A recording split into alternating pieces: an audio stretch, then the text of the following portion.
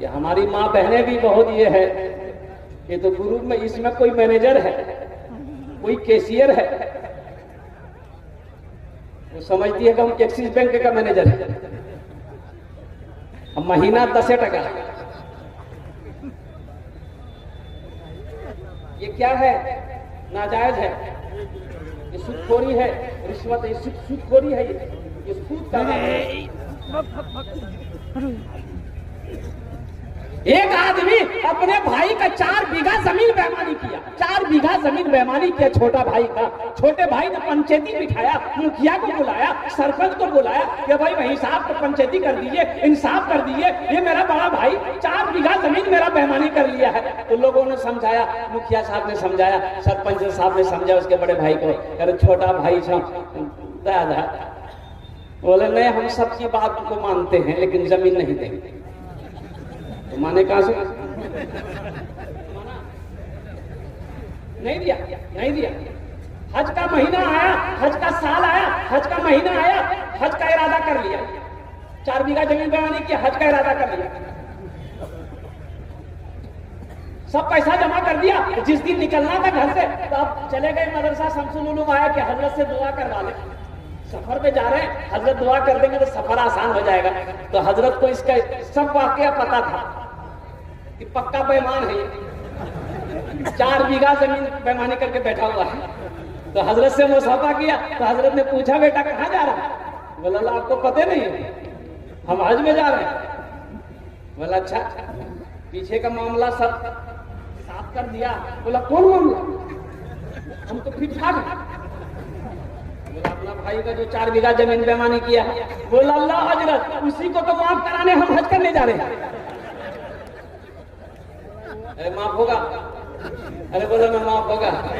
तो हजरत ने जवाब दिया, है नादान, तू एक हज की बात करता है, एक हज की बात करता है, अगर हजारों हज भी कर लेगा फिर भी अल्लाह उस गुनाह को माफ नहीं करेगा जब तक अपने भाई की जमीन को वापस नहीं करेगा। हमारी दुआएं कबूल नहीं होती है। आज हमारे घर में बरकत नहीं है। कुर्बान जाओ नौजवानों, बरकत वाली किताब को पढ़ना हमने छोड़ दिया है, बरकत वाली किताब को सीने से लगाना छोड़ दिया है, बरकत वाली किताब, रहमत वाली किताब को अपने आंखों से लगाना हमने छोड़ दिया है। ये बरकत वाली किताब। और सुनिए क्या कहना है, अल्लाह के नबी इरशाद फरमाते हैं, जिस घर में सूरह वाक़िया की तिलावत हो जाए उस घर में कभी फाका हो ही नहीं सकता। किसकी तिलावत हो जाए? बोलिए सूरह रहमान के बाद सूरह वाक़िया है। और कुर्बान जाइए, अल्लाह के नबी का फरमान है कि जिस घर में सूरह वाक़िया की तिलावत हो जाए उस घर में कभी फाका आ नहीं सकता। हमने तो कुरान पढ़ना छोड़ दिया, हमने तो कुरान की तिलावत को छोड़ दिया है। तो हमारे घर के अंदर में फाका नहीं आएगा तो क्या नहीं आएगा, हमारे घर में बेबरकती नहीं आएगी तो क्या आएगी, हमारे घरों के अंदर में मुफलिसी पैदा नहीं होगी तो क्या होगी। इसलिए नौजवानों, इस जलसे से एक पैगाम लेकर उठो कि आज तक हमसे भूल हुई है, हम कुरान की तिलावत नहीं करते थे, कुरान को छोड़ बैठे थे, कुरान को सीने से नहीं लगाते थे। इंशाअल्लाह इस जलसे से एक पैगाम लेकर उठो कि जो कुरान पढ़ने जाते हो जानते हैं वो रोजाना तिलावत करेंगे, और जो नहीं जानते हैं वो कुरान पढ़ने की कोशिश करेंगे। कितने लोग तैयार है? जरा हाथ उठाएं इंशाअल्लाह। आज ये हाथ बहुत जल्दी उठता है।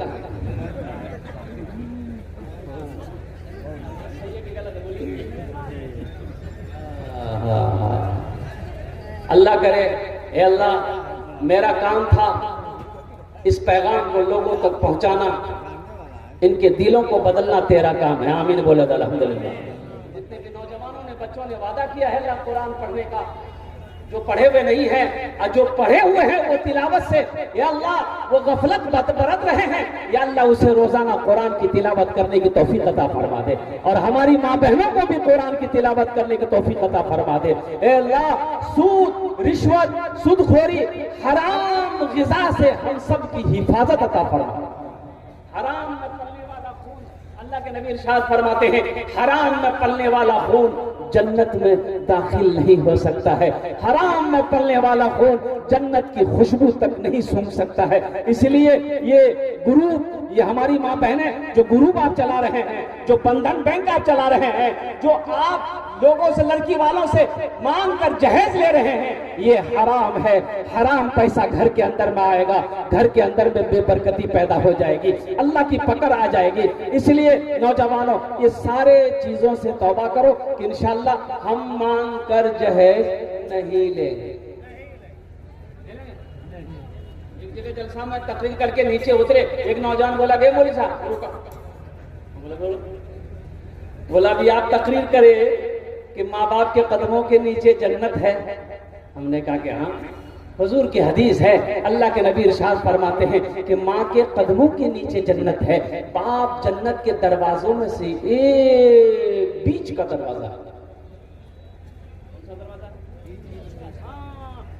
जन्नत के दरवाजों में से एक बीच का दरवाजा है। तो नौजवान बोला कि बात समझ में आ गई, हमारा सवाल ये है, ठीक है माँ बाप के कदमों के नीचे जन्नत है, लेकिन मेरा पूछना ये है कि सास ससुर के कदम के नीचे कुछ है कि नहीं है?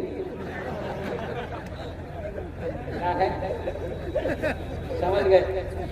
हमने कहा कि क्या है, ब्याह करेंगे है कि? बोले नहीं बोलो जी गए। हम बोले बेटा तुम्हारे पूछने का अंदाज, उसका सवाल का जवाब मेरे पास है। बोला जल्दी बताइए। हम बोले सास ससुर के कदम के नीचे भी है। बोला क्या है, जल्दी बताइए। हम बोले थपाची गाड़ी है, वॉशिंग मशीन है, कूलर है, पंखा है, बर्तन है, हड़िया है, लोटा है, थाली है।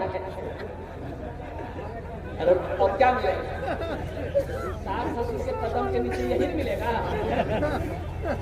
नौजवानों, मांग कर जहेज ना लेना। और सुनो, उलमा फरमाते हैं कि अगर वो अपनी मर्जी से भी दे फिर भी ना लो, फिर भी ना लो। लड़की वाला अगर अपनी मर्जी से दे फिर भी ना लो, इनकार कर दो, नहीं मुझे नहीं चाहिए,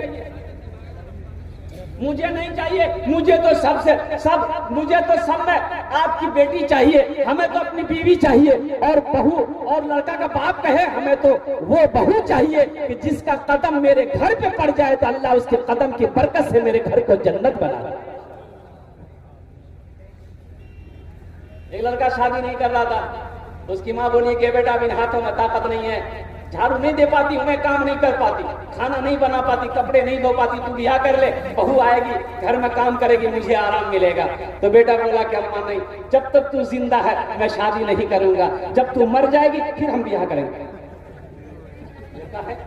बोला इसलिए कि बीवी आएगी, झगड़ा होगा, सास बहू में झगड़ा होगा, ये मुझे बर्दाश्त नहीं है कि मेरी माँ से कोई झगड़ा करे। कुछ दिन और गुजरे, माँ बोली कि बेटा आप बर्दाश्त नहीं हो रहा, तू कर ले। बोले ठीक माँ, देख अगर आप चाहते तो देख लीजिए। माँ एक लड़की को चुनी, पसंद की, पढ़ी लिखी लड़की, ब्याह करके ले आई। लड़की क्या माशाअल्लाह, 10 बजे सुबह उसकी नींद खुलती थी। अब बुढ़िया भोरे उठ के नमाज पढ़ के झाड़ू देना, बर्तन धोना, नाश्ता बना के पलंग पे ले जाके देना। वो उठती थी, मार इधर से बरस, मार इधर से बरस करके नाश्ता खा के फिर पलंग में किताब लेके बैठ जाती थी। जब 2-4 दिन हो गया उसका बेटा को बोला काम करेगी, तुमको आराम करने के लिए भी आ गया। बोले बेटा कैसे बोले, नई नवेली लड़की है, कुछ दिन के बाद करने लगेगी, छोड़ो मत बोलो, दिल दुख जाएगा। जब हफ्ता दिन हो गया बेटा को बर्दाश्त नहीं हुआ। बेटा बोला कि अम्मा एक आइडिया मेरे दिमाग में है, जब आप झाड़ू दीजिएगा ना आपके हाथ से हम झाड़ू छीनेंगे। अम्मा झाड़ू हम देंगे, आप नहीं दीजिएगा। जब हमको झाड़ू देते हुए देखेगी ना तो वो उसको अच्छा नहीं लगेगा कि मेरे रहते मेरे शोहर झाड़ू दे, तो बर्दाश्त वो खुद ब खुद आके झाड़ू देने लगेगा। और जब आप बर्तन धोइएगा, हम जाएंगे बर्तन धोने के लिए, वो हमको बर्तन धोती देखेगी तो उसको परेशानी होगी, तो आके बर्तन धो, तो काम में लग जाएगी ना तो फिर लगी जाएगी। बोला ठीक है। माँ झाड़ू दे रही, बेटा आया, बोला कि अम्मा हम देंगे। माँ बोल रही हम देंगे, बेटा बोल रहा हम देंगे। वो देख के सो गए। बर्तन हम धोएंगे, बर्तन हम धोएंगे, बर्तन हम धोएंगे, बर्तन हम धोएंगे, माँ बेटा दोनों बोल रहा। जब हफ्ता दिन हो गया तो वो लड़की एक दिन उठी, अब दोनों को बुलाई, सासों को बुलाई, शोहर को इधर आई। दोनों आया, बोला ये क्या झमेला रोजाना रोजाना लगा रखे। बोला नहीं झाड़ू बर्तन यही सब का है। तो बोलेगा आप लोग बारी बना लीजिए, कौन किस दिन झाड़ू देगा, कौन किस दिन बर्तन धोएगा।